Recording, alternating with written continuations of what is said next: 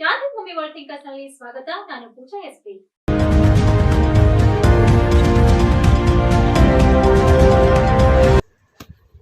ಬೀದರ್ ನಗರದ ಡಾಕ್ಟರ್ ಚನ್ನಬಸವ ಪಟ್ಟದೇವರು ಜಿಲ್ಲಾ ರಂಗಮಂದಿರದಲ್ಲಿ ಕಾರ್ಗಿಲ್ ಸೆ ಸಿಂಧೂರ್ ತಕ್ ಕಾರ್ಯಕ್ರಮದಲ್ಲಿ ದಿವಂಗತ ಶಹೀದ್ ಅಮರ್ ಆಫೀಸರ್ ಥಪ್ಪರ್ ಅವರಿಗೆ ಶ್ರದ್ಧಾಂಜಲಿ ಮತ್ತು ದೇಶಭಕ್ತಿ ಕಾರ್ಯಕ್ರಮ ನಡೆಯಿತು. ಕಾರ್ಯಕ್ರಮದಲ್ಲಿ ಥಪ್ಪರ್ ಅವರು ಮಾತನಾಡಿ ತಮ್ಮ ಪುತ್ರ ದೇಶಕ್ಕಾಗಿ ವೀರಮರಣ ಹೊಂದಿದ ವಿಜಯಶಾಲಿ ಎಂದು ಬಣ್ಣಿಸಿದರು. हम जरूर उनको इसका देंगे जवाब. तो अभी जवाब देने का सवाल है, वो हमको जवाब देंगे. हम उनको प्रश्न करेंगे, उनको टोकेंगे और वो बोलेंगे अभी हमारे को छोड़ दो. अभी एक पॉइंट उठा था, कोई स्पीकर बोल रहा था, आपको सभी माताएं हैं और पिता भी हैं. एक सिपाही क्यों लड़ता है? एक सिपाही या विजन जैसे थे जो यंग आदमी, वो क्यों जाता है दुश्मन के मशीन गन के ऊपर गोली खाने के लिए? उसको पता नहीं कि मेरा बाप मेरे को खिला सकता है खाना, मेरे को क्यों जाना है? लेकिन वो जाता है. क्यों? वो इसलिए जाता है कि उसको पता है कि मैं ऐसे हम कहते हैं फौज में क्या कि लड़ाइयां जो है वो हथियारों से लड़ी जाती है, लेकिन जीत वो बहादुर दिल से मिलती है. हिम्मत वाला दिल जो है वो जीत दिलाता है. तो ये पॉइंट है. और हिम्मत वाला आदमी, एक भारतीय सैनिक हिम्मत वाला इसलिए है कि उसको पता है कि 140 करोड़ जो पूरे यहाँ के लोग हैं, कर्नाटका के लोग हैं और इधर के लोग हैं, वो मेरे पीछे खड़े हैं, मैं लड़ूंगा. तो इस तरह से, और हमारी परंपरा है, ये परंपरा को खराब नहीं होने देना है. आप लोगों ने कैसे छोटा छोटा पॉइंट है, वो सैनिक आते हैं, उनका इज्जत करो, उनको हेल्प करो, कोई और काम है उनका, उनकी लेडीज हैं, उनका देखो क्या क्या कर सकते हैं, उनका इज्जत देना, ये इतना ही है और कुछ नहीं मांगता है. तो ये पॉइंट अपने याद रखना. और यही कहना मांगता हूँ कि इज्जत जो है, इज्जत आपकी अपनी इज्जत, हमारी इज्जत, मेरी इज्जत, मेरा पलटन का इज्जत, मेरा देश का इज्जत, वो सबसे ऊपर है. और जो ये यंग आदमी मरे हैं ना वहां पे लड़ाई में, वो इज्जत के लिए मरे हैं. इज्जत, भारत की इज्जत, ठीक है. और यह है कि परंपरा जो है वो हमारे देश में बहुत अच्छी है. सभी लोग सेना में आना मांगते हैं, जो भी है वो आना मांगते हैं हर हालत में. लेकिन ठीक है, मौका सबको नहीं मिलता. सेना में आ भी गए तो लड़ने का मौका कम लोगों को मिलता है. अभी लास्ट सीन जो था वो मैं आपको सुना देता हूं. विजयंत का लास्ट सीन, जिंदा जब थे तो वो जो थे, ओह ये आगे आगे नहीं किया, आगे करते रहे. ये टारगेट्स है, ये टोरोलिंग है, अभी मैं इसका जिक्र करूंगा. टोरोलिंग, ये पूरे टारगेट्स हैं. देखिए पूरे श्रीनगर से लेके कराची तक इतने टारगेट में उन्होंने हिट किया था. नेक्स्ट टोरोलिंग. नेक्स्ट ये मेरे ख्याल से भारत का या क्या दुनिया का सबसे गंदा पहाड़ है. इसलिए नहीं कि विजयंत यहाँ पे शहीद हुआ था, पर इसलिए कि इस पहाड़ के ऊपर रात को जाना है और रात को उनको मारना है पाकिस्तानी को. आप देख लीजिए कौन कितना हिम्मत होना चाहिए जाने के लिए. नेक्स्ट है ना, ये है देख लो भूत. मैं इसके ऊपर जाता हूं, 80 डिग्री का ग्रेडियंट है, 80 डिग्री का. 90 डिग्री बिल्कुल वर्टिकल होता है, 80 डिग्री का ग्रेडियंट है, और सिर्फ पत्थर है और कुछ नहीं है। पत्थर से गोली रिकोशे होके लगती है और वो मर जाते हैं। नेक्स्ट, ये देखिए मेरी हालत। मैं उधर हर साल जाता हूं, जैसे कि मेरे बेटे के साथ मेरा प्रॉमिस था, तो ये लगभग मुझे उठा के ले जाते हैं जवान, वरना मैं नहीं जा सकता। नेक्स्ट, ये देखिए, और शायद उनके माताजी बताएंगे आपको, ये है नौल। नौल के ऊपर एक छोटा सा मंदिर है, दिख रहा है सफेद रंग का। ये एक वीर योद्धा की याद में सिपाहियों ने मिलकर बनाया, और मेरे ख्याल से पूरी दुनिया में एक ही जगह है जहां पे एक मंदिर जो है उस जगह बनाया गया है जहां पर शहीद हुआ है कोई यंग ऑफिसर। ये एक पूरी दुनिया में एक ही मंदिर है। तो ये है विजयंत मंदिर। ये आप देख लीजिए, क्योंकि टाइम नहीं है ज्यादा। आगे ये है बोफरगन। ऑफ विजय में बोफरगन की वजह से हमें बहुत सक्सेस मिला। तो इसके लिए वो कई राजीव गांधी वगैरह काफी चर्चा में आए थे, लेकिन इसने अपना पूरा उधार चुका दिया वहां पे। ये बोफर्स। नेक्स्ट, इसका गोला 42 किलो का है। तोप खाने वाले है ना बैठे हुए, कितने का है एक गोला? 42 किलो। नेक्स्ट, ये उनकी आखिरी लेटर है, ये उनकी माताजी पढ़ेंगी। नेक्स्ट, बड़ी टचिंग दिल छूने वाली कहानी है, अब टाइम नहीं है इसके लिए।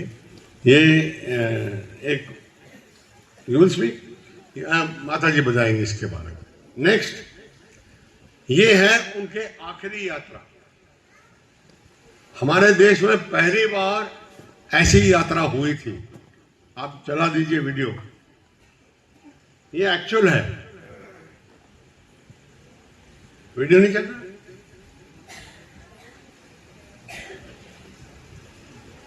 हाँ, ये एक्चुअल वीडियो है, असली वीडियो उस दिन का। साउंड भी नहीं आ रहा। ये मतलब, ये लोग देखिए आप कैसे दीवाने हो गए थे। क्यों हो गए थे दीवाने? वो तो मेरे को जानते नहीं थे, और वो विजयंत को भी नहीं जानते थे। स्थापक अपनी अटान मुर्दाबाद के नारों से गूंज रहा नोएडा नगर आज अवश्य गौरवान्वित था।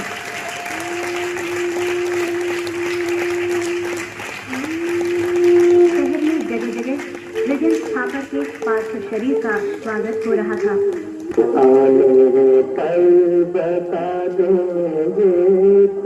पूरा नोएडा शहर उधर था बंद, और पूरा दिल्ली और इधर से लोग 1.5 लाख लोग थे। 1.5 लाख लोग। सैनिक अपने लेफ्टिनेंट को अंतिम विदा देने के लिए चिता स्थल तक पहुंच रहे थे। इस समय याद आती हैं माखनलाल चतुर्वेदी की वे पंक्तियां जिसे हर वीर सैनिक कंठस्थ रखता है। देख लीजिए ये फोटो। मुझे तोड़ लेना बनमाली, उस पथ पर देना फीक। अभी टाइम बहुत कम है, नहीं तो मैं आपको बड़े ये जो हथियार है पानी, वो कैसे इस्तेमाल किया जा सकता है। चलो छोटी सी मैं आपको सुना देता हूं। 1965 के अंदर हमारा युद्ध हुआ था, तो अमेरिका हमेशा गड़बड़ करता है। अमेरिका ने लेटेस्ट जो बिल्कुल नए, बिल्कुल ब्रांड न्यू डिजाइन के टैंक बने थे, पैटर्न टैंक, वो सब पाकिस्तान को दे दिए, और हमारे पास जूनियर टैंक बिल्कुल रद्दी, कोई मुकाबला नहीं। वो टैंक थे, उन्होंने अटैक किया। खेम खरन एक जगह है वहां पे, तो हमारे छोटे छोटे टैंक थे बिल्कुल रद्दी। उनके कमांडर ने कहा क्या करूं मैं, उसने वो टैंक पूरे गन्ने के खेत में खेती में छुपा दिया। एम्बुश लगाते हैं हम, और उसने कहा यहां लड़ेंगे। साथ में उसके एक कनाल जा रहा था।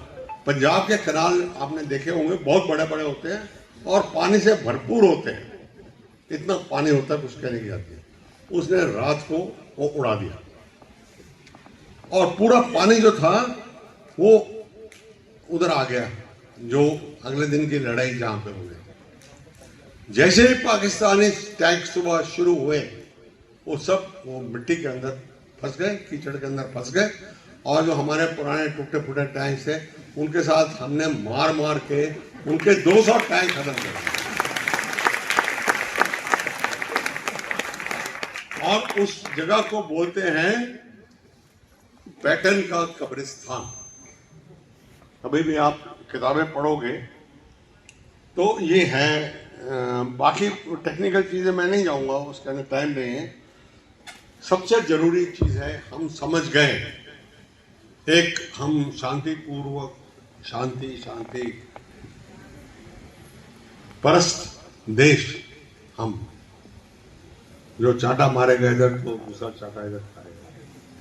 वो लोग समझ गए, वो आर्मी भी समझ गई कि हमको पावर चाहिए।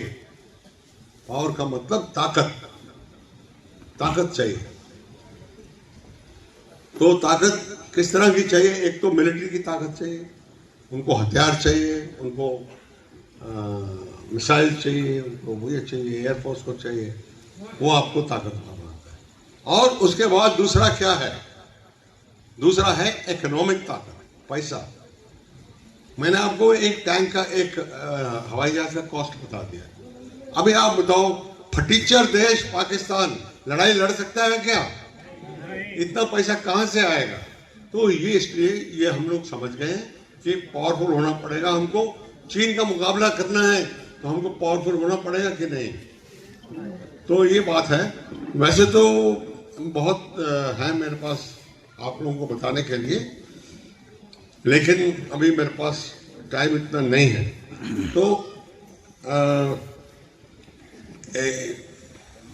ये जो पूरा जो ऑपरेशन सिंदूर हुआ है, वो ऑपरेशन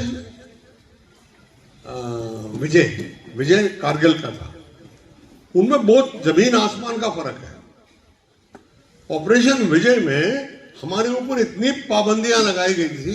ये लोग जो हुए हैं, जिनको गोली वगैरह लगा है, ये बता देंगे। इतनी पाबंदियां लगाई थी कि आप एलओसी पार नहीं कर सकते, आप ये नहीं कर सकते, आप वो नहीं कर सकते, आप पाकिस्तान को पकड़ लो, पाकिस्तानी को उसको मारो मत, ऐसे बहुत पाबंदियां थी। इस बार कोई पाबंदी नहीं है। उन्होंने बोला ठोको इनको।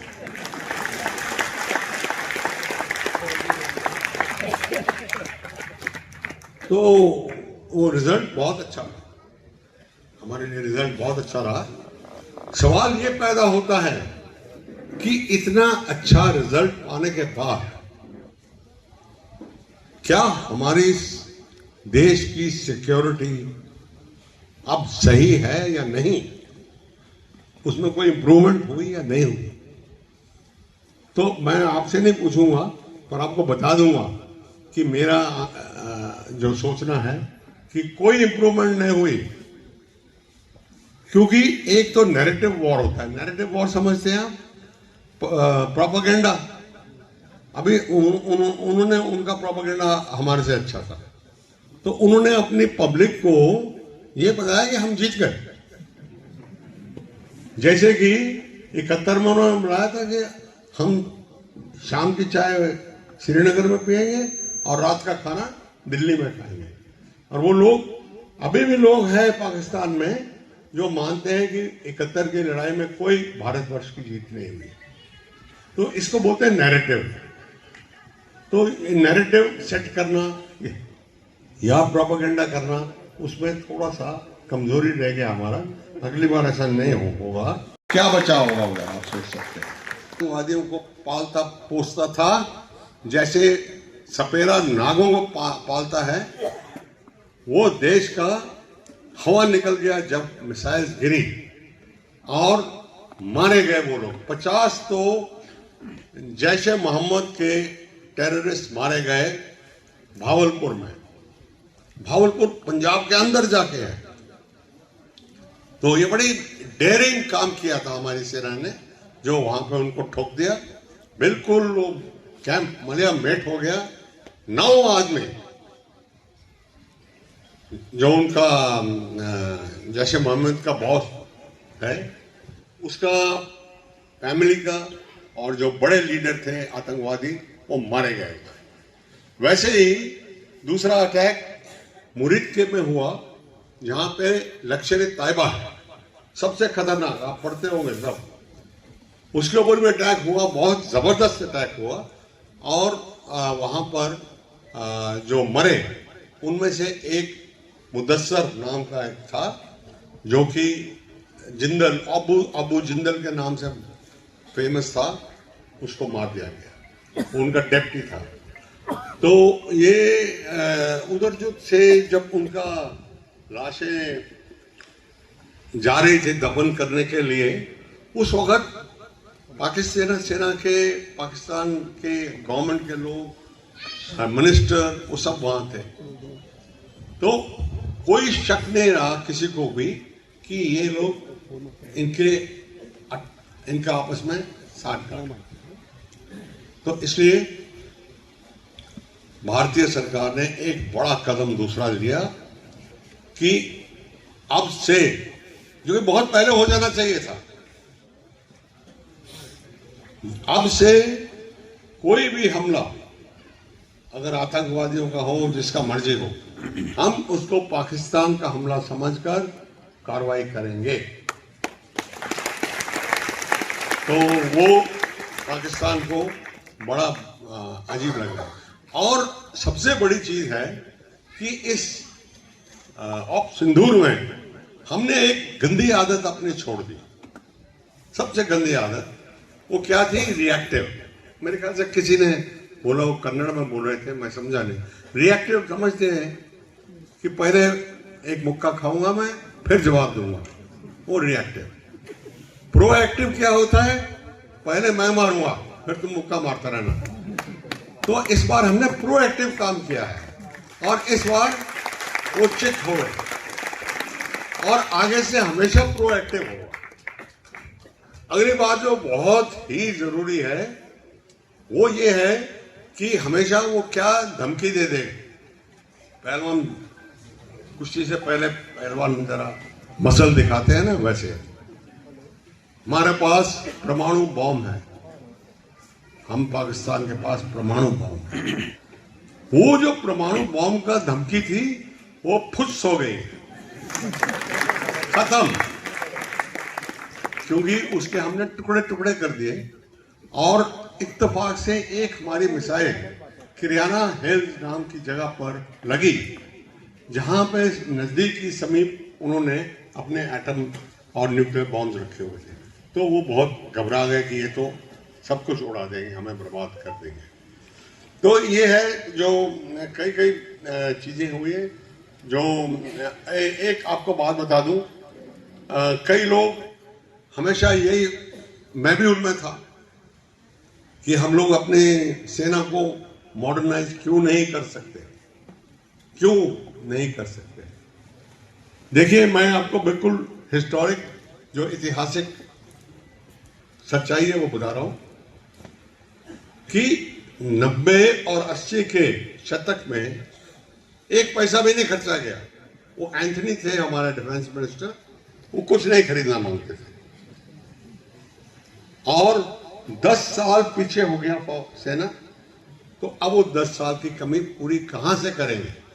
आपको पता होना चाहिए, लेडीज भी बैठी हैं, कि एक राफेल फाइटर, एक, किसी को आइडिया है कितने का है?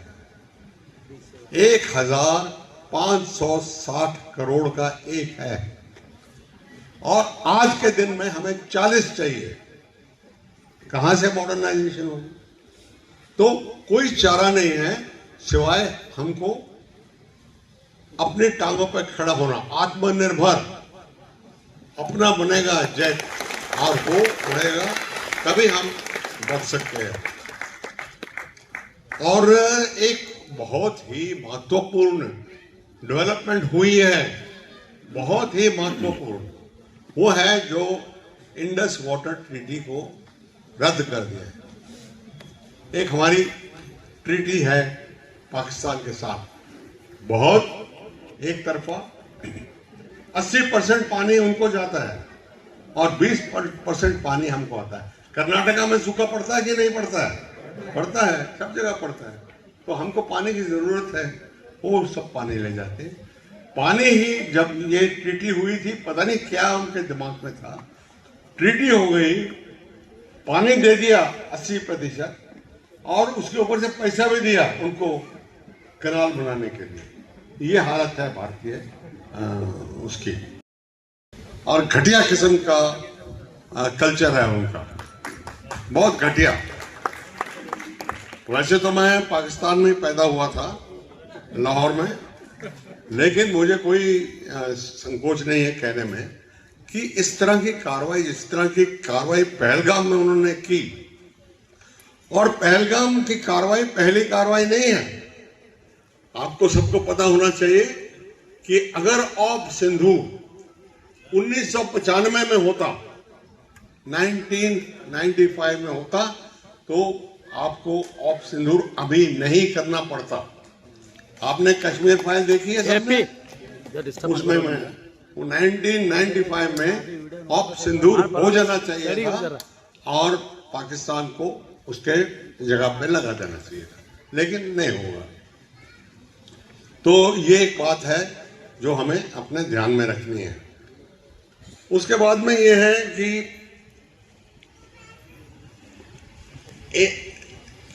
ज्यादा टाइम नहीं है, अभी बहुत थोड़ा टाइम है, तो मैं बताना मांगता हूं कि हम ना इतना अच्छा रिजल्ट सिंदूर में आया है, कितना अच्छा रिजल्ट आया है।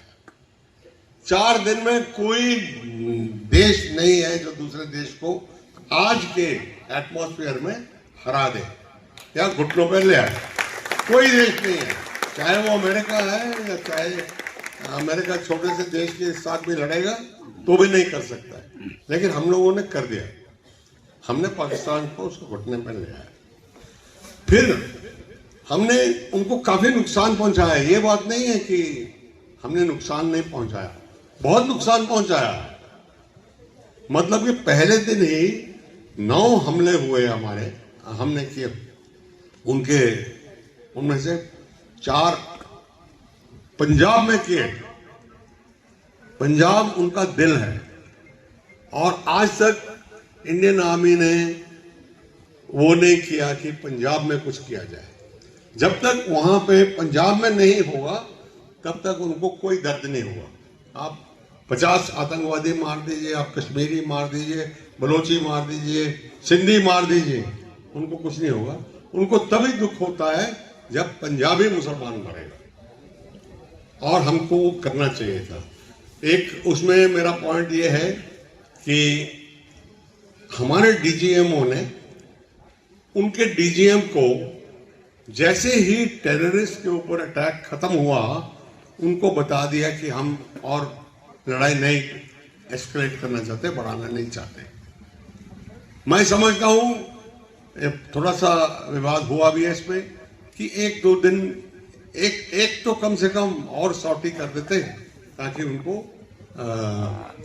सबक मिल जाता कि भारतवर्ष के साथ पंगा लेने का क्या फायदा है। देखिए, आप सब लोग बैठे हैं, पाकिस्तान हमारा 6वां हिस्सा है, 1/6 हिस्सा है, फिर भी हम उसको, वो हमारे सिर पर बैठा हुआ है। तो इसकी कोई वजह है, हम ज्यादा उसके अंदर नहीं जाएंगे। अभी ये जो हुआ है, ये जो रिजल्ट निकला है अच्छा, वो कैसे निकला? ऑप विजय, कारगिल से लेकर ऑप सिंधु तक एक इतना टाइम आ गया जब हमने बहुत मॉडर्नाइजेशन किया, बहुत सामान मंगवाया, जेट फाइटर्स, मिसाइल्स और बहुत सामान आया, उसकी वजह से हमने उनको जो आज का हाई टेक वॉर है उसके लिए हम तैयार थे और हमने उनका मुकाबला डट के किया और वो मार खाया हमारे से। ये याद रखिए, शायद आपको पता होगा कि पहले दिन रात के 1:05 से ಇವತ್ತಿನ ವಾರ್ತಾ ಸಂಚಿಕೆ ಇಲ್ಲಿಗೆ ಮುಕ್ತಾಯವಾಗುತ್ತದೆ. ನಾಳೆ ಮತ್ತೆ ಭೇಟಿಯಾಗೋಣ ಇನ್ನಷ್ಟು ಹೊಸ ವಿಷಯಗಳೊಂದಿಗೆ. ನಾನು ಪೂಜಾ ವಂದನೆಗಳು.